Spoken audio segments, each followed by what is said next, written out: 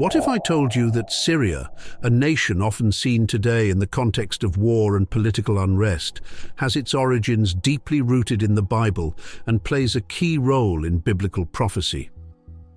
Syria's past is not the only thing the Bible speaks of. There are also prophecies that suggest Syria's role in the future.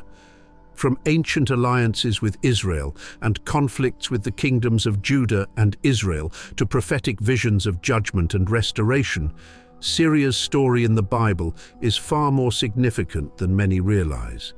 Syria, referred to in the Bible as Aram, was home to one of the oldest civilizations and has a rich biblical history that stretches from the times of Abraham to the prophecies of the end times. So, join me as we explore the biblical origins of Syria, its historical significance, and the future that awaits this ancient nation according to biblical prophecy. By the end, you may never look at Syria the same way again.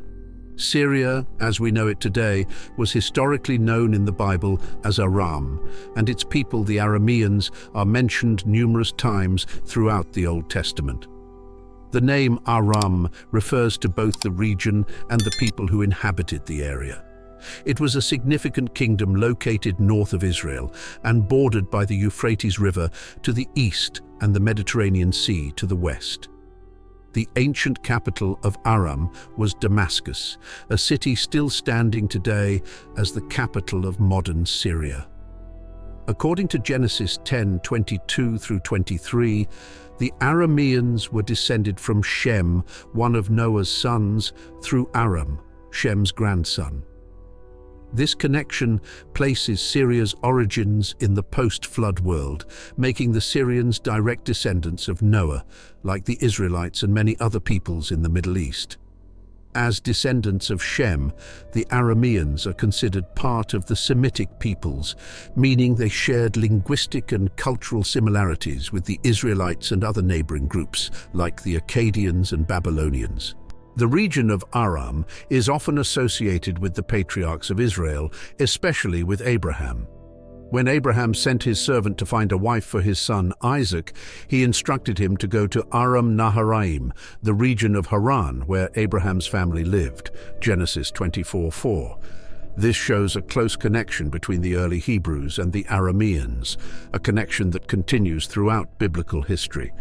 Syria's interactions with Israel were complex, oscillating between periods of friendship, alliances, and hostility. The Bible records many instances of Syria's kings being both allies and enemies of the Israelites. One of the most notable alliances between Israel and Aram was between King David and Toi, the king of Hamath, a city in Aram.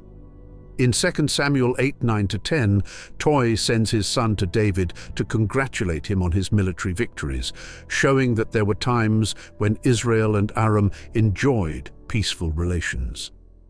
However, as Israel's influence grew, tensions between the two nations increased, especially during the time of the divided monarchy, when the kingdoms of Israel, the northern kingdom, and Judah, the southern kingdom, were separate. Ben-Hadad, the king of Syria, often fought against the northern kingdom of Israel, and the Bible records several battles between the two. In 1 Kings 20, we see an instance where Ben-Hadad, king of Aram, attacks Samaria, the capital of the northern kingdom, but is ultimately defeated. However, Syria remained a persistent threat to Israel throughout the reigns of various kings. One of the most dramatic confrontations between Syria and Israel occurred during the reign of King Ahab, as recorded in 2 Kings 6:8-23. The prophet Elisha played a key role in thwarting a Syrian attack by revealing to the king of Israel the secret movements of the Syrian army.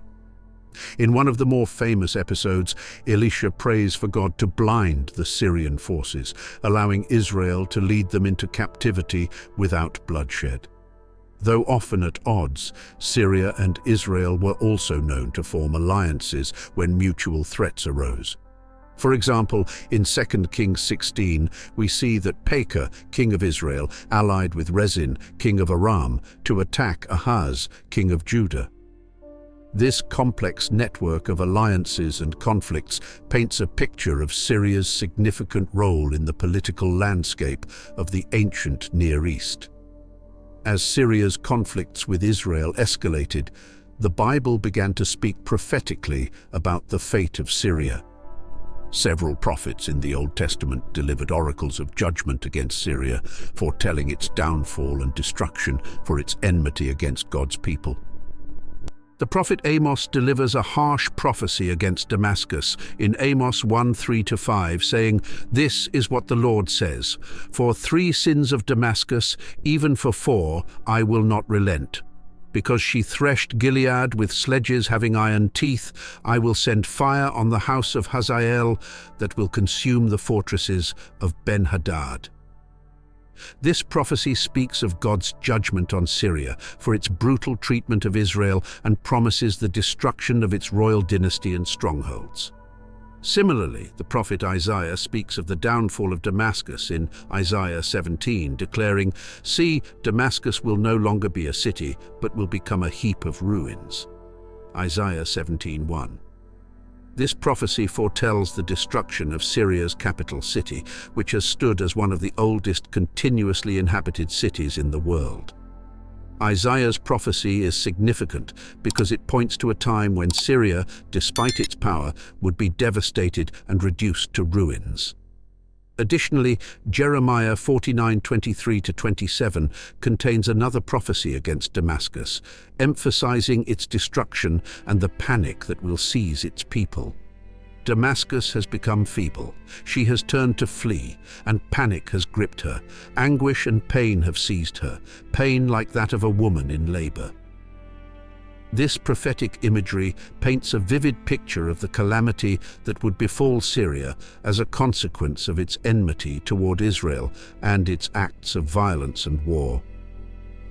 Though these prophecies were initially fulfilled through Assyrian invasions and the eventual fall of Damascus, many theologians believe that there could be future fulfillments of these judgments, especially in the context of the end times. Beyond its historical significance, many believe that Syria has a role to play in end-time prophecies. While Damascus has suffered destruction in the past, some scholars and prophecy experts argue that the ultimate fulfillment of the prophecy in Isaiah 17, where Damascus becomes a heap of ruins, is yet to occur in full.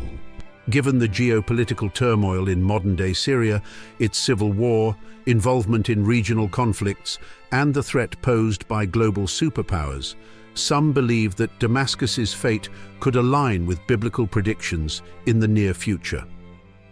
Syria's involvement in end-time events is also linked to the broader prophecies concerning Israel and its neighbors. In Ezekiel 38-39, Syria is not mentioned directly, but its alliances with other Middle Eastern nations, particularly through its relationships with countries like Iran and Russia, suggest that Syria could be involved in the future war of Gog and Magog. In this apocalyptic battle, a coalition of nations from the north and east of Israel will come together to wage war against God's people. Some interpret Syria's current relationships with hostile nations as setting the stage for this final conflict, where God will intervene to protect Israel and defeat her enemies. While much of Syria's biblical prophecy focuses on its destruction due to its opposition to Israel and involvement in war and idolatry, the Bible also hints at the possibility of restoration for the nation of Syria in the end times. This surprising twist reflects the broader redemptive themes of the Bible, where God's judgment is often followed by opportunities for restoration and reconciliation. One of the key passages regarding the future restoration of Syria is found in Isaiah 19:23-25. Although the focus of this prophecy is primarily on Egypt and Assyria, it has profound implications for Syria, given that ancient Assyria covered much of modern-day Syria. The passage states, In that day, there will be a highway from Egypt to Assyria. The Assyrians will go to Egypt and the Egyptians to Assyria. The Egyptians and Assyrians will worship together. In that day, Israel will be the third, along with Egypt and Assyria, a blessing on the earth. The Lord Almighty will bless them, saying, "Blessed be Egypt, my people, Assyria, my handiwork, and Israel, my inheritance." Isaiah 19:23-25. This remarkable prophecy foretells a time when Israel, Egypt, and Assyria, which included much of modern-day Syria, would experience peace and unity under the reign of God. Rather than being enemies, they will worship together and become a blessing to the nations. This is a stunning reversal of the traditional roles that Egypt and Assyria, and by extension Syria, played as enemies of Israel throughout much of the Old Testament. In this vision, Syria is not excluded from God's plans of reconciliation and restoration. The end times will not only bring judgment, but also a time of healing and unity. This suggests that Syria could play a redemptive role in the future kingdom of God, joining together with Israel and other nations in worshipping the true God. This prophecy of restoration highlights the hope that God's mercy extends even to nations that have historically opposed his people. Syria's future, according to the Bible, may be one of reconciliation and peace if it turns to God and joins in the worship of the true God alongside Israel and other nations. Syria's role in biblical prophecy does not end with the Old Testament. In fact, Syria plays a key role in the early days of Christianity, as recorded in the New Testament. One of the most notable cities in Syria, Antioch, became a major center of early Christian activity and was crucial in the spread of the gospel. In Acts 11:26, we read that the disciples were first called Christians in Antioch. Antioch, located in modern-day Turkey but historically part of Syria, was one of the largest cities in the Roman Empire and served as a launching pad for Paul's missionary journeys. Moreover, Paul the Apostle had a profound encounter with the risen Jesus Christ while traveling on the road to Damascus, the capital of Syria. In Acts 9, Paul, then known as Saul, was on his way to Damascus to arrest Christians when he experienced a divine vision that led to his conversion. This event marked a turning point in Christian history, as Paul went on to become one of the most influential figures in the early church. Syria, through cities like Damascus and Antioch, became a focal point for the spread of the Christian faith. Many early Christian communities flourished in Syria, making the region an important foundation for the growth of the church. Though modern-day Syria faces turmoil, its biblical legacy reminds us of the significant role it played in the early days of Christianity. It provides a glimpse into the redemptive potential that still exists for the nation in God's plan. As we turn our attention to the future and the end times, the Bible hints that Syria may play a pivotal role in the apocalyptic events that precede the return of Christ. While the Bible does not offer many specific prophecies about modern-day Syria, its mention in key passages concerning the Middle East suggests that it will be involved in the unfolding of future events. One significant prophecy about Damascus, the capital of Syria, is found in Isaiah 17:1, which states, "See, Damascus will no longer be a city, but will become a heap of ruins." This prophecy speaks of the destruction of Damascus, a city that has been continuously inhabited for thousands of years.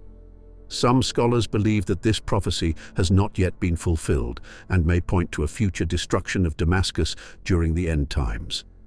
The book of Revelation also provides apocalyptic visions involving the nations surrounding Israel, which could include Syria. In Revelation 16:12-16, we read about the gathering of nations for the Battle of Armageddon. While Syria is not explicitly named, its geographical location near Israel and its historic ties to the nations of the north suggest that it could be one of the nations involved in this final confrontation.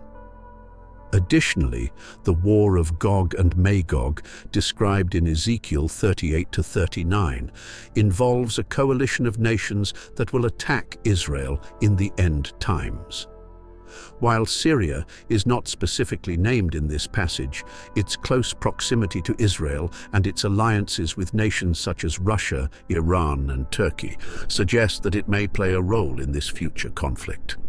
As we observe the modern geopolitical landscape, Syria's involvement in regional conflicts, particularly its alliances with Iran and Russia, could be seen as part of the end-time alignments described in biblical prophecy. The civil war in Syria, the rise of terrorist groups, and international intervention in the region all point to Syria's strategic and prophetic significance in the last days. Beyond the geopolitical aspects, Syria's role in biblical prophecy also has profound spiritual implications. Like many nations mentioned in the Bible, Syria stands as a symbol of the broader spiritual warfare that will intensify in the end times. In Isaiah 19, the prophecy of Egypt, Assyria, and Israel coming together in worship serves as a powerful metaphor for God's plan of redemption for all nations, including Syria. This vision of unity and worship under the reign of Christ offers a glimpse of the ultimate restoration that is promised to those nations that turn to God. Despite its turbulent history and its role in opposing Israel, the Bible suggests that Syria, like other nations, has the potential to be part of God's redemptive plan. The judgments prophesied for Syria, such as the destruction of Damascus, may serve as a precursor to a greater spiritual awakening in the region. This theme of judgment, followed by redemption, is seen throughout the Bible. Just as Israel was judged for its sins but ultimately restored, so too might Syria experience God's mercy in the end times, if its people turn to Him. In the end times, Syria's journey will be one from conflict to peace, from judgment to restoration, as part of God's larger plan for the Middle East and the world. Whether through present-day conflicts or future prophecies, Syria's role in biblical prophecy is far from over, and its destiny is intricately tied to God's plan for the region.